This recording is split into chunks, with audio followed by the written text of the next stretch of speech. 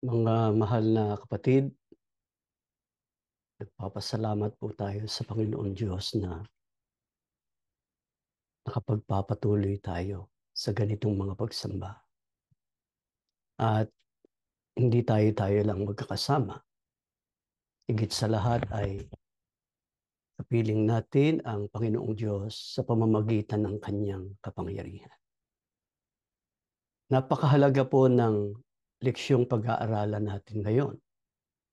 Dahil ang daigdig na ito na ating ginagalawan ay nababalot ng mga problema na sa halip na malunasan ay patuloy pang lumulubha. Nariyan ang digmaan, kaguluhang sibil, mga kaguluhan sa politika, krimen, laganap na katiwalian, iba't ibang uri ng sakit o karamdaman, iba't ibang kalamidad tulad ng lindol, bagyo, malawakang pagbaha, na kamakailan lamang ay sunod-sunod na dumating, lalo na sa Pilipinas. Sa iba namang mga kontinente, ang nagaganap ay wildfires na sumisira sa mga ari-arian. Lahat ng yan ay nagpapahirap at ginagawang miserable ang buhay at pamumuhay ng marami. Kaya ngayon, higit kailanman ay lubhang marami ang nangangailangan ng tulong mula sa sino mang may kakayahang tumulong at nagmamalasakit. At marami nga ang umaasa sa kanilang mga pinuno o pamahalaan. Gayunpaman, sa gayong kalunos-lunos na kalagayan, lalong nahahayag ang limitasyon at kawalang kakayahan ng mga tao. Nakalulungkot po na ang bayan ng Diyos ngayon ay hindi nakaligtas sa mga problema na nagdudulot ng kapighatian sa mga kaanib. Hindi naman natin ito ipinagtataka sapagkat ipinagpauna ng Biblia nakasulat sa Gawa 14:22 sa pamamagitan ng maraming mga kapighatian o mga pagsubok ay kinakailangang magsipasok tayo sa kaharian ng Diyos. Gayunpaman ang pagharap ng bayan ng Diyos sa patuloy na mga pagsubok ay hindi nangangahulugang tinatrato tayo ng Diyos tulad ng mga tao ng sanlibutan ito na inilalarawan sa Efeso 2:12, mga walang pag-asa at walang Diyos sa sanlibutan. Lubos po tayong sumasampalataya na ang pagkakaroon natin ng Diyos o ang pagiging sa Diyos natin bilang kanyang bayan ay ang pinakadakilang karapatang natamo natin nang tawagin tayo sa paglilingkod na ito. Ano po bang pribilehyo? Ang kalakip ng karapatang ibinigay sa atin ng Diyos nang tawagin niya tayo sa paglilingkod na ito. Tingnan ninyo nakasulat sa Juan sa 16, talatang 24, ganito ang pahayag ng Panginoong Kristo. Hanggang ngayon, wala pa kayong hinihinging anuman sa pangalan ko. Kayo'y magsihingi at kayo'y tatanggap upang malubos ang inyong kagalakan.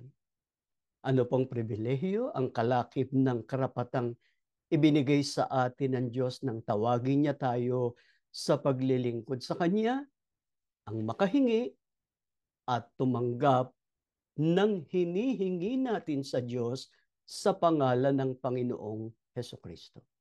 Ano po ang layunin ng Diyos?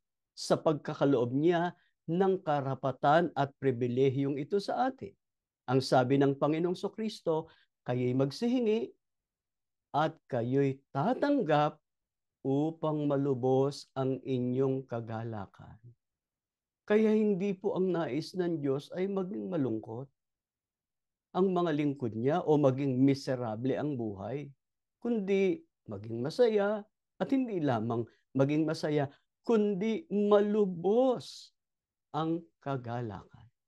Gayunpaman, kung napansin ninyo, may binabanggit ang Panginoong Hesukristo na mga lingkod niya na hanggang ngayon ay wala pang hinihinging anuman sa kanyang pangalan. Katumbas po ng hindi nila ginagamit ang kanilang karapatan at pribilehiyong manalangin o hingin sa Diyos ang kanilang mga pangangailangan sa pangalan ng Panginoong Kristo. Mga kapatid na nakikinig ngayon at maaabot pa ng pagtuturong ito, gamitin po natin ang karapatan at pribilehiyong ito na kaloob sa atin ng Panginoon Diyos. Paano po ba ang paghingi sa Diyos ng ating pangangailangan? Nigin ninyo ang pahayag ni Apostol Pablo dito sa Filipos 4 talatang 6. Huwag kayong mabalisa tungkol sa anumang bagay. Sa halip ay hingin ninyo sa Diyos ang lahat ng inyong kailangan sa pamamagitan ng panalangin may pasasalamat. Paano po ang paghingi sa Diyos ng ating mga pangangailangan? Sa pamamagitan ng panalangin may pagpapasalamat. Sa makatwid, ang panalangin ang pinakamabisang paraan ng paghingi sa Diyos ng lahat ng ating pangangailangan. Pansinin po ninyo yun. Ang binabanggit, lahat ng ating pangangailangan, hindi kung ano lang ang gusto natin. Tandaan po natin na ang gusto natin ay hindi nangangahulugang yon ang tunay nating kailangan. Kaya suriin po nating mabuti o tiyakin na ang hinihingi natin sa Diyos, yun nga ang tunay nating kailangan. Batid po ng Diyos kung ano kailangan natin. Kaya kung may mga pagkakataong hindi natin tinatanggap ang ating hinihingi o ipinananalangin, huwag po tayong mawala ng pag-asa.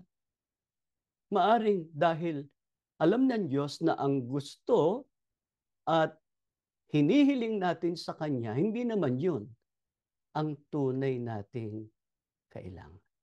Kaya, sinong dapat nating tularan sa pananalangin sa Diyos na hindi iginigiit ang sariling gusto, kundi kung ano ang kailangan niya. Basahin natin ang nakasulat dito sa Mateo 6:9 hanggang 10. Magsidalangin nga kayo ng ganito. Ama namin na nasa langit ka, sambahin nawa ang pangalan mo. Dumating nawa ang kaharian mo, gawin nawa ang iyong kalooban kung paano sa langit, gayon din naman sa lupa. Itinuro po ng Panginoong Kristo ang tamang paraan ng pananalangin o paghingi sa Diyos ng ating pangangailangan. Bagamat itinuro niya sa atin, nabasa natin kanina, hingin ninyo ang anumang inyong ibigin at gagawin sa inyo sa pangalan ng Panginoong Hesukristo. Binigyang diin din niya na wag nating kalimutang sabihin sa Diyos, gawin nawa ang iyong kalooban.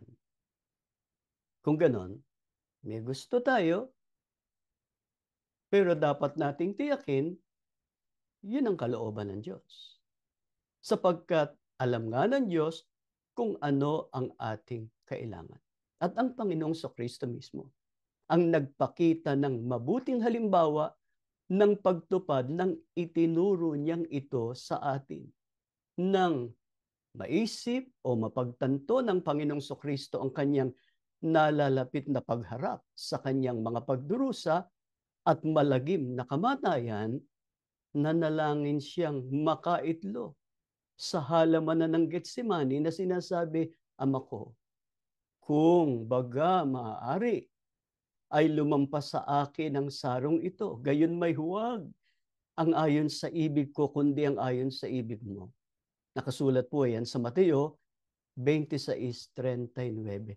Mapapansin po natin sa panalangin ito ng Panginoong Hesukristo na kung ang sariling gusto niya lang ang masusunod, ayaw niyang maranasan ang pagdurusa at malagim na kamatayan na kanyang kakaharapin.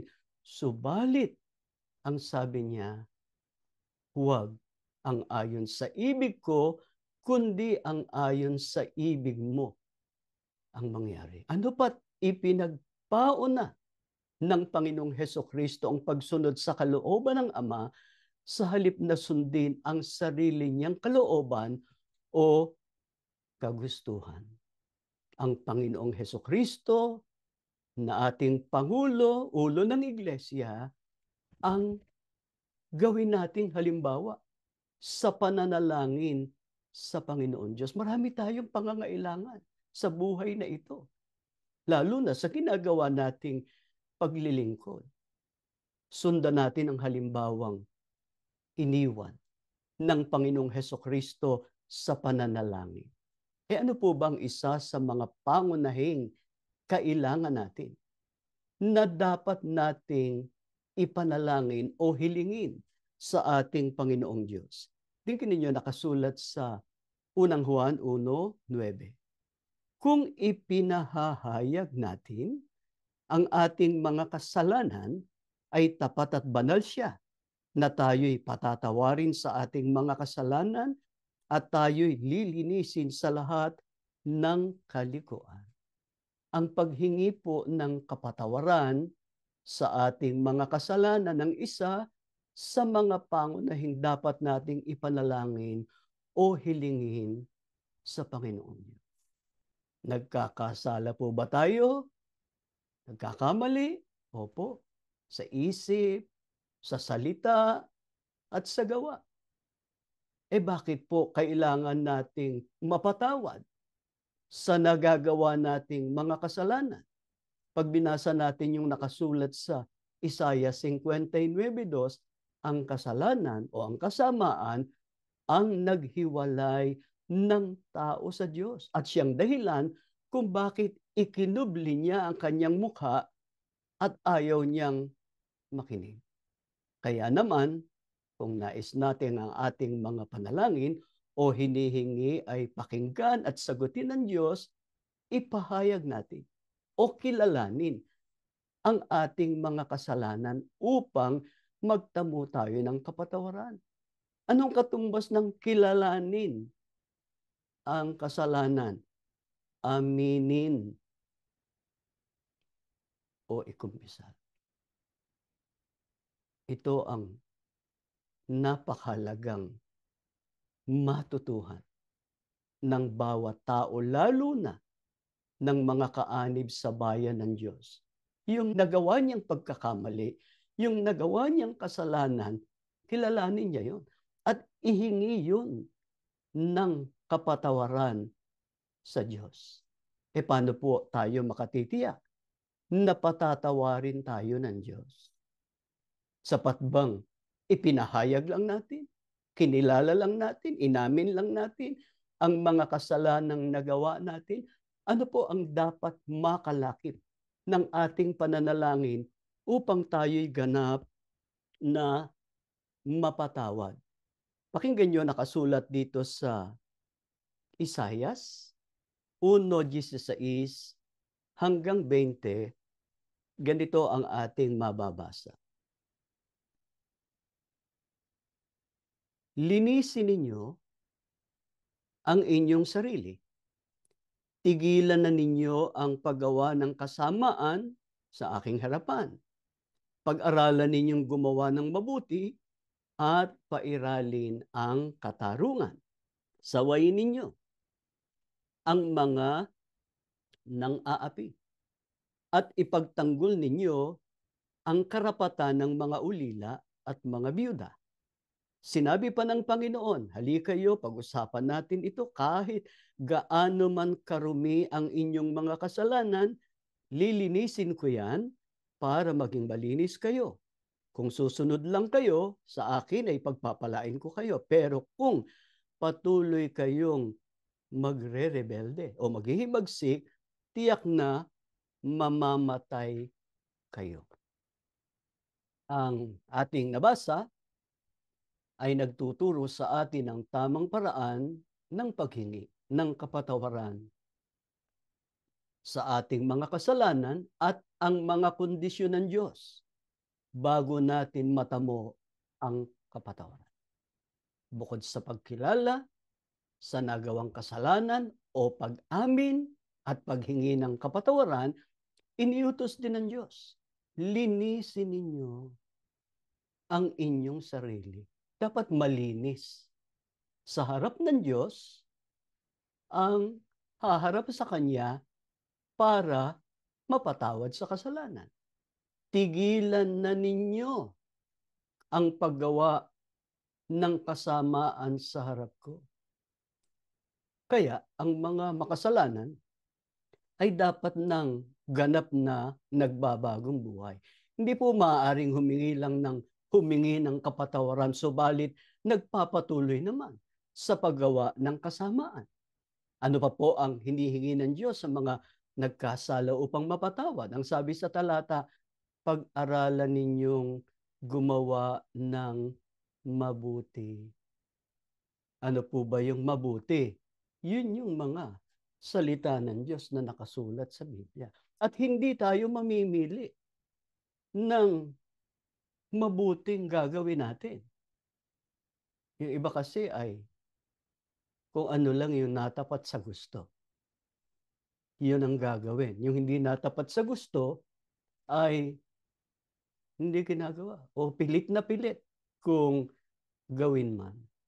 Mga kapatid, meron pang binabanggit doon. Bukod sa pag-aralan na gumawa ng mabuti, pairalin ang katarungan.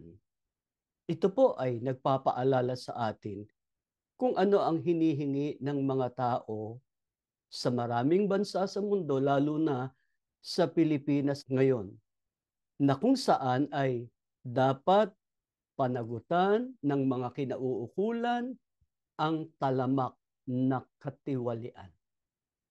Ipinahintulot po ng Diyos na magkaroon ng sunod-sunod na bagyo at pagbaha sa Pilipinas.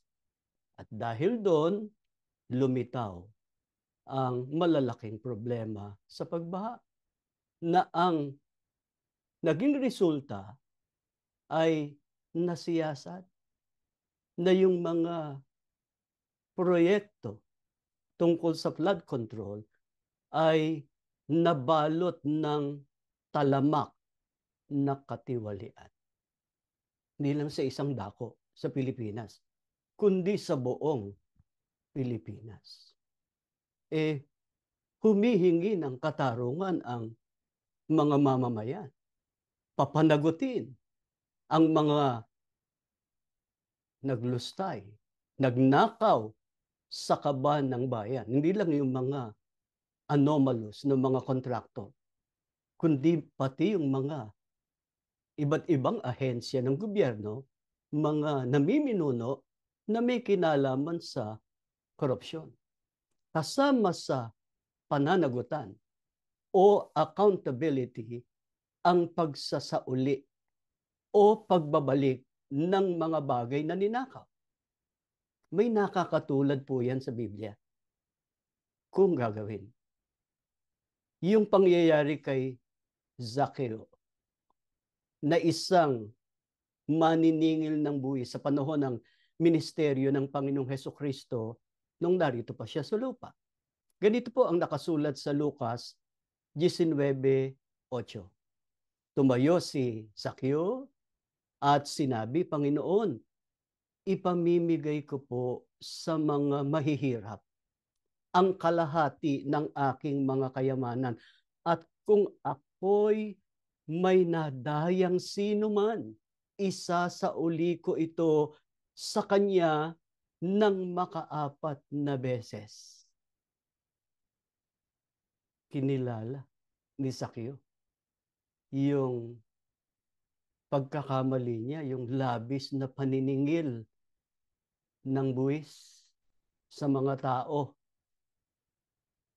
Pero Hindi niya basta kinilala lang yung kanyang pagkakamali.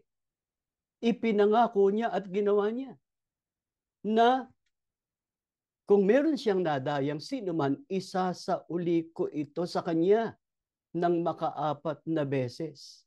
Ipamimigay ko sa mahihirap ang kalahati ng aking mga kayamanan. Mga kapatid, meron kaya sa mga tiwali ngayon ang makagagawa ng ginawang ito ni Sakyo? Sana, lalo na ang mga tiwali sa loob ng bayan ng Diyos. Utos din po ng Diyos na sawayin ang mga nang-aapi. Nabasa natin kanina yon, o hindi nagpapairal ng katarungan. Kaya hindi po sapat na ibunyag o ilantad lang ang mga nagkasala, kundi sawayin sila o tuligsain ang kanilang masasamang gawa. Ang bahaging ito ng mga talatang binasa natin ay nagpapaalala sa atin ng ginawa ng kasalukuyang mga tagapanguna sa iglesia, sa bayan ng Diyos ngayon, na bigla na lang at nakagugulat na naging napaka-vocal sa pagkondena sa katiwalian at paghingi ng transparency sa investigasyon at aksyon na ginagawa ngayon ng mga otoridad ng gobyerno. Wala namang masama doon na yung katiwalian ay imbestigahan. At yun nga, naging vocal sila sa ginagawang investigasyon tungkol sa anomalya sa mga proyekto ng flood control. Nakalimutan na ba nila kung paano nila ginamit sa mahabang panahon ang kanilang kapangyarihan upang pagtakpan ang sarili nilang mga katiwalian at pang-aapi? May pangyayari na merong isang mataas na pinuno ng pamahalaan na naharap sa mga akusasyon dahil sa paglustay ng pananalapi ng bayan.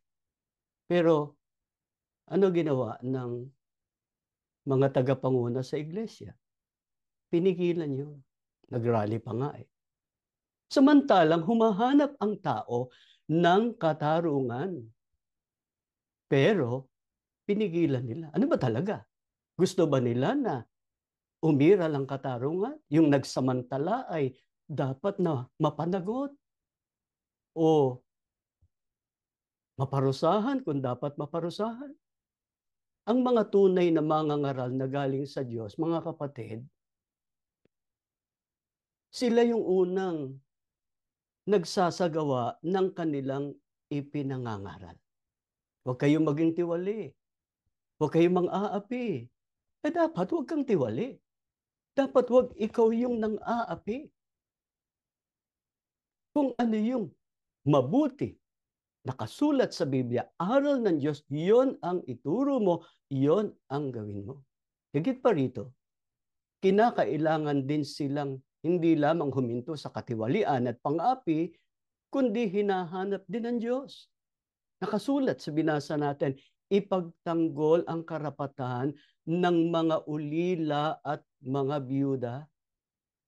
Ginagawa na ba ito ng kasalukuyang mga tagapanguna sa iglesia at ng mga kapanalig nila? Yung mga inapi, yung mga ginipit, yung inalisan ng karapatan, ay binibigyan na ba nila ng karapatan? Iginagalang na ba nila ang karapatan? Hindi na ba nila ginigipit? Nakalulungkot. Mula nang bumangon ang krisis sa iglesia, yung ipinakulong nila na anak ng KRD, ng apo ni KRD, at ng isa pang hindi kapatid na nagmalasakit sa kanila hanggang ngayon nasa kulungan. Binibinbin, ginagawa ng paraan para mabinbin yung pag-inog ng katarungan sa kanila. Hindi lang yun. Yung byuda ng KRD, patuloy na ginigipit. Nakalulungkot, nangyayari yan. Marami nang nakakaalam yan sa mga kapatid, pero maraming hindi pa rin alam. At pagka sinabi sa kanila, ay wala lang sa kanila yun. Ang mahalaga sa kanila, sila ay nakapaglilingkod, namamalagi sa iglesia, tama naman yun. Pero ang kasalukuyang mga tagapanguna, hindi binabago ang mga dapat nilang baguhin na mga kasamaan, katiwalian na kanilang ginawa at patuloy pang ginagawa ay hindi mabuti. Ang dapat, lahat ng nagkamali, nagkasala, ano man yun, gaano man kabigat yun, mga kapatid, aminin, kilalanin, pagsisihan.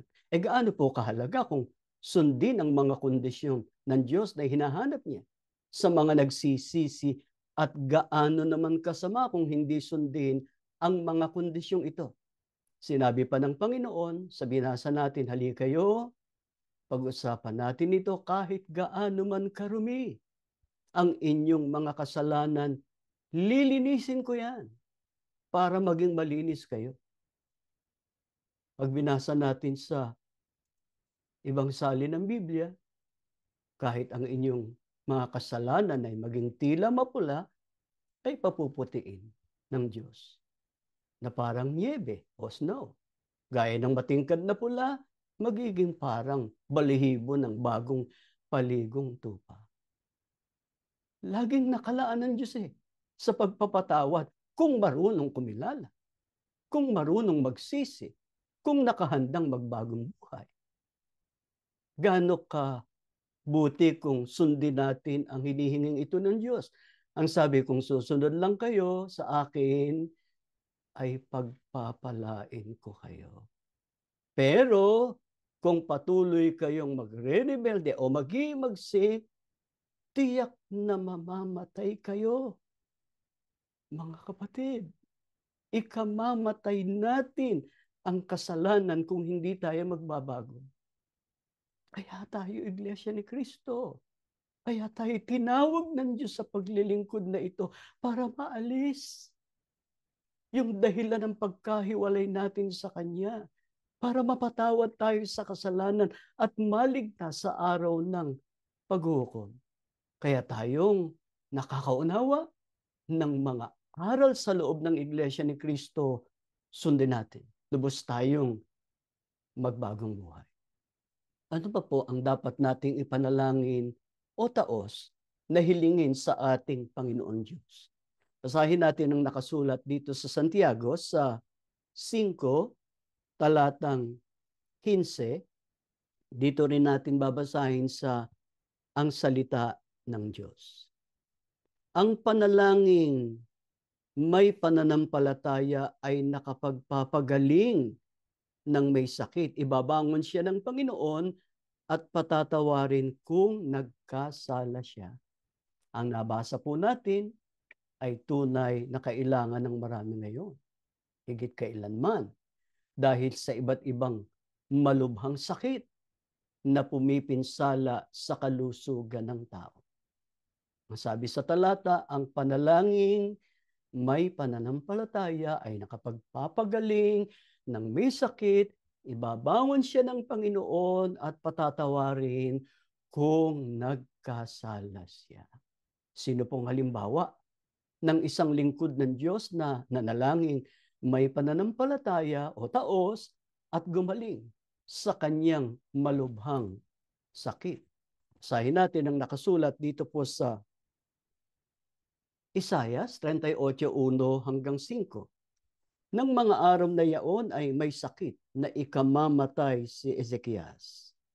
At si Isaias na propeta, na anak ni Amos, ay naparoon sa kanya at nagsabi sa kanya, ganito ang sabi ng Panginoon, ayusin mo ang iyong sambahayan sapagkat ikaw ay mamamatay, hindi mabubuhay. Nang magkagayoy pinihit ni Ezekias ang kanyang mukha sa pader at nanalangin sa Panginoon at nagsabi, idinadalangin ko sa iyo, O Panginoon, na yung alalahanin kung paanong ako'y lumakad sa harap mo sa katotohanan at may dalisay na puso at gumawa ng mabuti sa iyong paningin. At si Ezekias ay umiyak ng di kawasan. Nang magkagayon dumating ang salita ng Panginoong kay Isaias na nagsasabi, ikaw ay yumaon at sabihin mo kay Ezekias, ganito ang sabi ng Panginoon, ng Diyos ni David na yung magulang, aking dininig, ang iyong panalangin, aking nakita, ang iyong mga luha, narito, aking idaragdag sa iyong mga kaarawan ang 15 taon. Pamilyar tayo sa pangyayaring ito kay Ezekias na hari ng Huda. Nagkaroon siya ng malubhang sakit na ikamamatay niya. Nagsugo ang Diyos sa kanya, si Propeta Isaias, para sabihin sa kanya, ihanda mo na ang sambahayan mo. Mamatay ka na. Hindi ka na mabubuhay. Ano ginawa ni Ezekias? Palibhasa'y gusto pa niyang mabuhay. Gusto pa niyang makapiling ang kanyang sambahayan. Higit sa lahat, makapaglingkod pa sa Diyos. Ang ginawa niya, nanalangin siya. Sa panalangin niya, sinabi niya sa Diyos kung paano siya lumakad sa harap ng katotohanan at may dalisay na puso na gumawa ng mabuti sa paningin ng Diyos. At samantalang siya ay nananalangin sa Diyos, umiyak siya ng di kawasan. Ipinadama niya sa Diyos yung kanyang pangangailangan sa pagkakataong yun. Ano nangyari? Nung makita ng Diyos ang kataimtiman ng kanyang panalangin, dumating ang salita ng Diyos kay Propeta Isaias. Inutusan niya para pumunta kay Ezekias. Na ang sabi, ikaw ay yumaon at sabihin mo kay Ezekias, ganito ang sabi ng Panginoon, aking dininig ang iyong panalangin. Aking nakita ang iyong mga luha. Narito, aking idaragdag sa iyong mga kaarawan ang 15 taon. Kaya mahalaga yung pagiging matuwid sa harap ng Panginoon na gumagawa ng mabuti, tinutuntun yung mga aral. Kaya nung siya ay nanalangin, pinagaling siya ng Diyos. Marami sa mga lingkod ng Diyos, noon at ngayon, ay pinagaling ng Diyos sa kanilang mga sakit. Gayunpaman, hindi ang lahat. May mga matuwid at tapat na mga lingkod ng Diyos na hindi pinagaling sa kanilang sakit.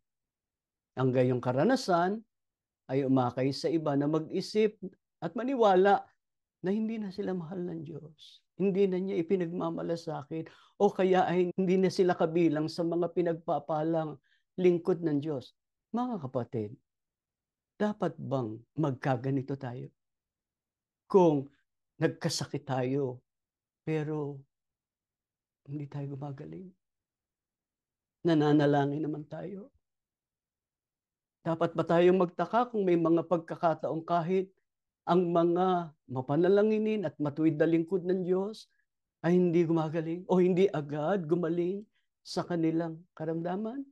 Pakinggan niyo ang nakasulat dito po sa Ikalawang Korinto sa 12:7-9, pahayag ni Apostol Pablo.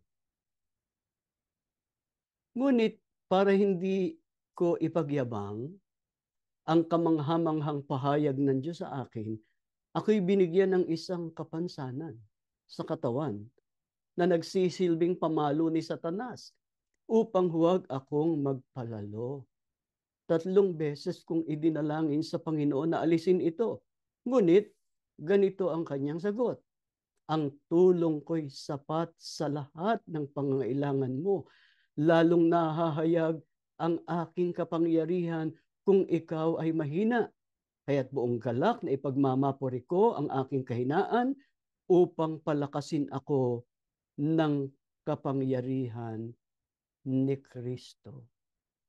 Mga kapatid, una sa lahat, kailangan nating tandaan na si Apostol Pablo ay gumawa ng mga kamangha-manghang himala na kinabibilangan ng pagpapagaling ng may sakit. Ngunit dumating ang panahon na siya mismo ay dinapuan ng isang kapansanan sa katawan na pinaniniwalaan niya ay nagsisilbing pamalo ni Satanas upang wag siyang magpalalo. Baka naman hindi nanalangin si Apostol Pablo upang hilingin sa Diyos na pagalingin siya. Ang sabi niya, 3 beses kong idinalangin sa Panginoon na alisin ito o pagalingin ang karamdaman niya. Subalit, sa halip na pagalingin siya, ang sagot ng Diyos sa kanya, ang tulong ko'y sapat sa lahat ng pangangailangan mo. Pansinin niyo yun, lahat ng pangangailangan mo. Sapat ang tulong ng Diyos, lalong nahahayag ang kapangyarihan niya kung ikaw ay mahina. Si Pablo ba ay nasiraan ng loob nang ang sagot ng Diyos sa kanyang panalangin ay iba kaysa sa kanyang hiniling o inaasahan? Na siya'y pagalingin? Naisip ba niya na pinabayaan na siya ng Diyos? At hindi na pinansin ang kanyang mga panalangin? Hindi po. Sa halip ay sinabi niya, kaya't buong galak na ipinagmamapuri ko ang aking kahinaan upang palakasin ako ng kapangyarihan ni Kristo. Ayaw ng Diyos na magyabang, magpalalo si Apostol Pablo sa mga kamanghamanghang ginawa ng Diyos sa pamamagitan niya. Ano pat ang gusto ng Diyos? Lagi siyang manghawak sa kapangyarihan at magagawa ng Diyos sa panahon ng kahinaan. Lalo siyang malakas dahil sa kapangyarihan ng Diyos at ng Panginoong Hesukristo. Kaya, may mga pagkakataon na ang hinihiling natin sa Diyos ay hindi siyang nakukuha natin o natatanggap natin. Gayunpaman, hindi ito nangangahulugan na ang Diyos ay hindi sumasagot o tumangging sagutin ang ating mga panalangin. Ang pagtanggap ng literal na hiniling natin sa Diyos ay hindi lamang siyang kahayagan ng pagsagot ng Diyos sa ating panalangin. Gaya ng sinabi mismo ni Apostol Pablo, ang pagpapalakas sa atin sa pamamagitan ng kapangyarihan ng Panginoon kapag tayo mahina, kapag tayo ay malapit ng sumuko, ay isang mas malaking pagpapala kaysa ano paman. Kaya, nangangahulugan ba na hindi na tayo dapat magpatuloy sa ating mga panalangin at wala ng pagkakataon na tayo'y gumaling o tumanggap ng ating hinihiling? Pagka binulay natin, mga kapatid, ang naging buhay natin mula nang tayo'y naging kaanib sa iglesia at maging ngayon na tayo ay narito sa ganitong kalagayan na naninindigan sa tama, sa panig ng katotohanan para sa kapakanan ng iglesia, pinabayaan ba tayo ng Diyos? O nagkakasakit? O dumarating ang mga suliranin? Pero hindi tayo pinababayaan ng Diyos sa panahon ng kahinaan. Doon natin nararamdaman ang pagpapalakas ng Panginoon. Kaya anong dapat natin gawin? At lubos na panaligan upang maging inspirasyon natin para wag tayong manghina sa harap ng tila mga kabiguan sa buhay. Tingnan niyo nakasulat dito po sa Unang Pedro sa 5 talatang 6. Kaya't kayo'y mga pakababa sa ilalim ng makapangyarihang kamay ng Diyos upang kayo'y kanyang itaas sa kapanahon. Sa harap ng tila baga kabiguan na nararanasan natin, dapat tayong magpakababa. Kabaligtaran ng magmataas, na manghawak sa sariling kakayahan. Ang sabi, kayo'y magpakababa sa ilalim ng makapangyarihang kamay ng Diyos. Bakit? Upang tayo ay kanyang itaas sa kapanahunan. Kailan po yung kapanahunan yon? At paano tayo itataas ng Diyos? Siya lang ang nakakaalam. Tandaan lamang natin ang nakasulat sa Roma 8:28 na ang lahat ng mga bagay ay nagkakalakip na gumagawa sa ikabubuti ng nagsisiibig sa Diyos. Sa makatwid bagay, niyaong mga tinawag alinsunod sa kanyang nasa. Yung mga tinawag, yun yung mga nasa loob ng iglesia. Yung tunay na umiibig sa Diyos na nasa loob ng iglesia, lahat ng mga bagay, nagkakalakip-lakip yon na gumagawa sa ikabubuti ng mga umiibig sa Diyos. Ang gusto ng Diyos sa atin, masaya. Hindi lang basta masaya. Malubos ang kagalakan. Kaya, sa halip na magdamdam tayo, magalit tayo, panghinaan tayo ng loob, lalo tayong maging malapit sa Diyos. Lagi tayong maging mapanalangin. Ano ba ang handang ibigay ng Diyos sa kanyang mga lingkod? Kung tunay na kailangan natin. Pakinggan nyo, nakasulat dito sa unang Kronika sa 29:11-12. Iyo, Panginoon, ang kadakilaan at ang kapangyarihan at kaluwalhatian at ang pagtatagumpay at ang karangalan sapagkat lahat ng nangasa langit at nangasa lupa iyo. Iyong kaharian, O Panginoon, at ikaw ang nataas na Pangulo sa lahat. Ang mga kayamanan at gayon din ang karangalan na hinangagmumula sa iyo. At ikaw ang nagpupuno sa lahat. At nasa iyong kamay ang kapangyarihan at kalakasan, at nasa iyong kamay ang pagpapadakila at pagpapalakas sa lahat. Wala tayong kailangan na hindi galing sa Diyos at hindi kayang ibigay ng Panginoong Diyos. Kaya, mga mahal na kapatid, patuloy nating ilagak ang pag-asa, ang pagtitiwala natin sa Diyos. Kaya kung patuloy tayong inaapi, patuloy tayong ginigipit ng mga nagtakwil, ng mga nagtiwalag sa atin, huwag nating tutularan yung ginawa ng iba na sa halip na manghawak sa magagawa ng Diyos ay pinagbigyan yung kanilang galit, yung kanilang puot sa mga nang-api, sa mga nagtiwalag, sa mga gumawa ng masama sa kanila, na ginawa rin nila yung mga kasama ang ginagawa ng mga umapi, ng mga nagtiwalag sa kanila. Mga kapatid, sa halip na makipaglaban sa mga nagtuturing sa atin na kanilang mga kaaway, anong dapat nating gawin upang makamit ang pinangakong tulong at proteksyon ng Diyos o para matanggap natin ang tunay nating kailangan? Tingnan ninyo, nakasulat sa Isaias sa 41:21, ganito sinasabi, iharap ninyo ang inyong usap, sabi ng Panginoon, inyong ilabas ang inyong matibay sa pagmamatuwid. Ang ibig sabihin nung iharap ang usap, Sa Ingles, nakasulat doon, present your case sa Diyos. Ano man yan.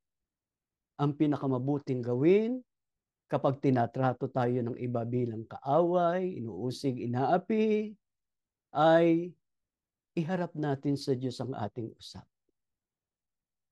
Kung natatandaan pa ninyo ang isang leksyong pinag-aralan natin, ang Diyos lang ang makatarungang hukom. Dahil walang lingid sa kanyang mga mata.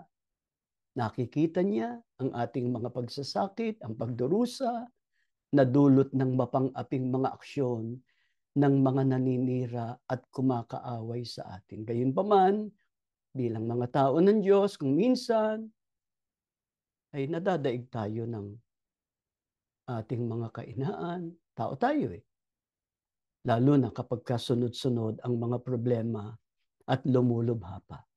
Kaya, itanong natin sa Biblia, bago tayo magtapos, anong dapat natin gawin sa ating mga suliranin? Ano man yun? Gaano man kabigat yun? Sa ating mga alalahanin, sa ating mga kabalisahan, upang hindi tayo lubusang mawala ng pag-asa ni manghina sa ating pananampalataya. Para wag tayong matulad sa iba na nang nangyari ang krisis sa iglesia, ano ginawa? Kusang umalis sa iglesia. Yung iba dahil sa galit, dahil sa kawalang pasensya, ay tinalikuran pati ang iglesia. Ano pa? Pati sugo ay hindi na pinahahalagahan. Meron ngang nagsasabi na gawin na lang nating inspirasyon ang sugo. Kasi meron pang nagpapakilala ngayon na sila ang tunay na tagapangaral na makapagtuturo ng mga salita ng Diyos. Mga kapatid, huwag tayong makikinig sa ganon. Huwag tayong papayag na mahiwalay tayo sa tunay na aral, sa tunay na pananampalataya. Kaya balikan natin ang tanong, anong dapat natin gawin sa ating mga suliranin at alalahanin upang hindi tayo mawala ng pag-asa, manghina, o mawala ang ating pananampalataya. Pakinggan niyo ang huling talatang babasahin ko sa unang Pedro 5:7. Na inyong ilagak sa Kanya ang lahat ng inyong kabalisahan sapagkat kayo'y ipinagmamalasakit niya. Mga kapatid, nabanggit kanina ang iba't ibang mga suliranin na nagpapahirap sa buhay at kung minsan ay hindi makayanang mabata. Ngunit bilang tao ng Diyos sa mga huling araw na ito, ang pinakamasakit ay makita natin ang kalagayan ng iglesia na hindi bumubuti. Sa halip ay nababalot pa rin ng maraming mga problema at pagsubok dahil sa kasamaan ng kasalukuyang mga tagapanguna. Kaya ngayon, higit kailanman ang panahon. Kung kailan marami ang lubhang nangangailangan sa atin ng tulong ng Panginoon Diyos. Bayan tayo ng Diyos, napakapalad natin na siya ay tumutulong at tumutugon sa ating mga pangangailangan. Kaya sa halip na mawala ng pag-asa, ang higit sa lahat na dapat nating gawin, yung sinasabi ng Biblia. Ilagak ninyo ang inyong kabalisahan sa Panginoon sapagkat kayo'y ipinagmamalasakin. Patuloy tayong magpakababa sa ilalim ng makapangyarihang kamay ng Diyos. Lubos tayong sumampalataya na itataas niya tayo sa kapanahonan. Kaya yung Lagi naming sinasabi sa inyo, kayo mawala ng pag-asa, lagi nating ipanalangin, darating ang panahon, iaayos ng Diyos ang iglesyang ito gaya ng dati. Sa panahon ng sugo at ng kapatid na Eranio Manalo, gagawin ng Diyos yun. Sapagkat makatarungan siya. Siya may-ari ng iglesia. May pangako siya. Hindi niya pababayaan ang bayan ng Diyos sa mga huling araw na ito.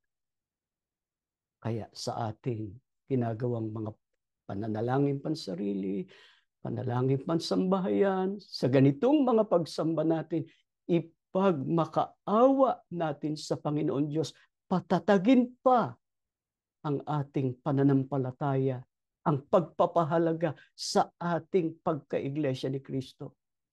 Ano man ang mauna, kamatayan natin o ang araw ng paghukom, nakatitiyak tayo. Naingatan natin ang ating karapatan, ang kahalalan sa kaligtasan, sa pagtatamo ng walang hanggang buhay. Yan po ang ating leksyon. Tumayo kayo, tayo mananalangin. Aming Ama, napakabuti mo sa amin. Lagi kang nagpapakahayag, lalo na pagka kami sumasamba. Hindi mo po kami inuulila ng iyong kapangyarihan. Malinaw na dumarating sa amin ang mga salita mo na tumatanglaw sa aming puso't isipan upang ang magawa lang namin ay kung ano ang iyong kalooban, kung ano ang nakalulugod sa iyo. Ama, salamat, nagkakasala man kami, nagkukulang, nagkakamali, lagi kang nagbibigay ng pagkakataon para kami ay mapatawad, malinis sa lahat ng aming karumihan, maging karapat-dapat sa pagtugon mo sa aming mga pangangailangan. Ama, sinasamantala namin ang pagkakataong ito na malapit ka sa amin. Maaari po ba abutin mo ang lahat ng mga sumasamba ngayon? Meron kaming kani-kanyang alalahanin, mga bagabag, mga suliranin. Ang iba'y may karamdaman. Panginoon, maaari po ba haplusin mo ang aming puso, ang aming buong pagkatao. Maramdaman namin, Panginoon, ikaw ang naghahari sa buhay namin para kapag bagong buhay kaming lubos, masunod namin kung ano kalooban mo, magawa po namin lagi ang mabuti sa iyong banal na harapan. Idinadalangin namin ang mga kapatid namin hanggang ngayon ay ginigipit, pinag-uusig, inaapi, lalo na ang sambahayan ng kapatid na Eranio Manalo, hindi nabibigyan ng katarungan. Panginoon, maaari po ba maawa ka sa kanila? Abutin mo po sila sa kanilang kinaroroonan. Aliwin mo, dumating nawa ang panahon na mahayag ang katarungan para sa kanila. Sa panig naman ng mga nang-uusig, ng mga nanggigipit, Ama, kung may nalalabi ka pang awa sa kanila, papagbaguhin mo ang kanilang loob. Paano na ang kanilang kaluluwa pagka hindi sila bumalikwas, hindi sila nagbago, hindi nila tinalikuran ng kanilang kasamaan. Ang mga naligaw, dati naninindigan, dati nangahawak sa iyong mga aral, subalit bumaling na sa mga maling aral at ngayon ay nagtatag na ng sarili nilang iglesia. Panginoon, bigyan mo pa rin sila ng pagkakataon bago dumating ang araw ng paghukom, makapagbago sila. Ano pat lahat ng tinawag mo sa iglesia, maging karapat-dapat sa pagtatamo ng kaligtasan at ng buhay na walang hanggan. Panginoong Hesukristo, narinig mo ang panalangin namin sa Ama. Maari po ba ilapit mo sa Kanya, ipakiusap mo sa Kanya, lalo na ang panalangin namin sa kapakanan ng iyong iglesia. na ito'y mabalik sa dating banal, maayos na kalagayan para sa pagparito mo, mahanda kaming lubos, maging karapat-dapat sa pagpasok sa iyong kaharian. Bago kami maghiwa-hiwalay, Panginoong Hesus, haplusin mo ang katawan ng mga may sakit. Tugtungan mo pa ang buhay namin. Palakasin mo pa kami. Patuloy kaming maglilingkod sa iyo at sa Ama. Ama, tumitiwala kaming dininig mo po ang aming panalangin. Iginawad mo po sa amin ang iyong mahalagang basbas sa ngalan ng Panginoong Heso Kristo na aming tagapagligtas.